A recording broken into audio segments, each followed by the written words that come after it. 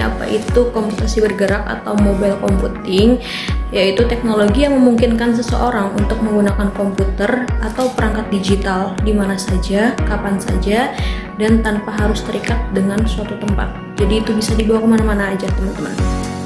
Nah terus yang selanjutnya ada pun pilar dari komputasi bergerak ini atau hal-hal yang membuat teknologi mobile ini bisa berjalan dengan baik itu ada 3. Yang pertama itu ada perangkat komputasi bergerak, yaitu perangkat keras atau hardware yang bisa dibawa kemana-mana seperti laptop, terus ada netbook, tablet, smartphone, itu kan bisa dibawa kemana aja tempatnya ya teman-teman. Nah yang selanjutnya yang kedua adalah sistem operasi dan perangkat lunak dari komputasi bergerak, yaitu software atau sistem operasi seperti Android, iOS, Windows yang membuat perangkat tersebut bisa menjalankan aplikasi dan fungsi dari si komputasi ini.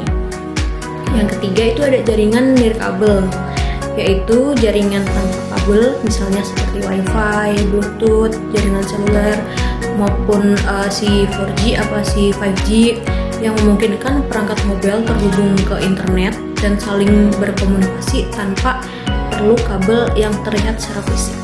Tuh. Mengenai dari si sistem operasi dan perangkat lunak komputasi bergerak itu ada beberapa seperti yang iOS atau Apple. Sebelumnya ini bukan disebut sebagai iOS tapi disebutnya OS iPhone.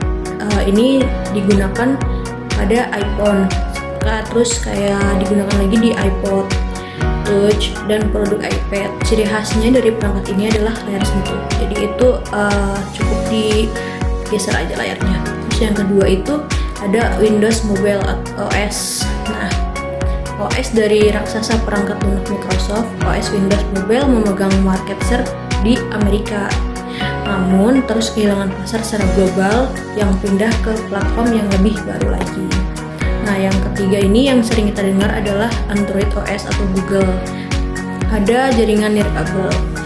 Jaringan nirkabel, perangkat bergerak harus terus terhubung dan kecepatannya tinggi dari jaringan nirkabel ini. Lingkungan komputasi bergerak dan perdagangan bergantung pada 2 pendekatan pasar untuk koneksi internet, teknologi nirkabel jarak pendek seperti WiFi dan teknologi telekomunikasi jarak jauh seperti jaringan 3G, 4G ataupun seperti WiMAX. Nah, jaringan nirkabel ini yang pada umumnya dipakai adalah seperti jaringan area lokal nirkabel dan WiFi. Terus yang kedua adalah jaringan 3G dan 4G di network. Baik, selanjutnya ada mobile financial service. Ini adalah transaksi perbankan dan kegiatan lainnya yang terkait menggunakan perangkat seluler. Bank dan lembaga keuangan lainnya memungkinkan pelanggan menggunakan perangkat seluler secara luas untuk berbagai layanan. Layanan mobile banking yang paling umum adalah berikut. A. Peringatan akun, peringatan keamanan dan pengingat. B. Saldo akun pembaruan dan sejarah. C. Layanan pelanggan melalui seluler. D. Informasi lokasi cabang atau ATM. E. Transfer dana. F. Verifikasi transaksi. Dan G. Ada peringatan hipotek. Yang paling banget sering kita lakukan adalah transfer dana dan mencari informasi lokasi cabang atau ATM terdekat. Selanjutnya adalah masalah keamanan mobile banking. Ini paling banget sering kita temui di lingkungan sekitar, di mana banyak sekali dana-dana yang tiba-tiba tertarik atau tiba-tiba hilang atau tiba-tiba ke transfer ke rekening orang. Makanya jumlah orang yang terlibat mobile banking meningkat. Memungkinkan bahwa para penjahat akan merajat aktivitas keuangan bergerak pasti akan tumbuh juga. Baik, selanjutnya ada belanja bergerak. Ini di mana aplikasi perdagangan bergerak B2C atau business to customer bergerak di beberapa area. Belanja retail untuk produk dan layanan, hiburan berjalan, game berjalan, layanan perjalanan dan hotelan, dan penjualan konten digital misalnya musik, berita, video, film, atau game. Peningkatan jumlah vendor online memungkinkan pelanggan berbelanja dari perangkat genggamnya, misalnya menggunakan smartphone untuk berbelanja di seperti target.com, atau mungkin di Indonesia ada Shopee, ada Tokopedia, dan lain-lain. Pelanggan menggunakan smartphone untuk melakukan pencarian produk dengan cepat, membandingkan harga dengan penjual lain, menggunakan keranjang belanja, memesan, membayar, dan melihat status pesanan mereka. Selanjutnya ada hiburan bergerak, di mana ini tuh ada Yang paling terkenal adalah musik, video, games, atau olahraga. Biasanya kalau suka olahraga bakalan pakai untuk contohnya aplikasi Strava. Jika yang suka film akan download yang namanya aplikasi Netflix dan lain-lain sebagainya. Selanjutnya, teknologi e-commerce menyediakan layanan berbasis lokasi yang membutuhkan teknologi jaringan yang berbasis lokasi berikut ini.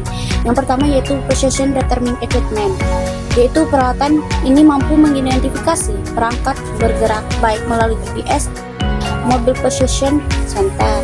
IPC adalah survei yang digunakan untuk mengelola lokasi informasi yang berasal dari PDE. 4 yaitu Global Positioning System GPS adalah nirkabel yang menggunakan untuk menentukan di mana perangkat GPS berada dimanapun di dunia. Jadi kesimpulannya adalah komputasi bergerak memanfaatkan perangkat mobile, sistem operasi, dan jaringan nirkabel untuk mendukung aktivitas tanpa batas lokasi atau lebih fleksibel. Teknologi ini memudahkan layanan keuangan yang ada pada zaman sekarang, yaitu contohnya m-banking, belanja, hiburan, iklan, serta layanan berbasis lokasi, sehingga dapat memberi kemudahan bagi konsumen dan peluang besar bagi pembisnis.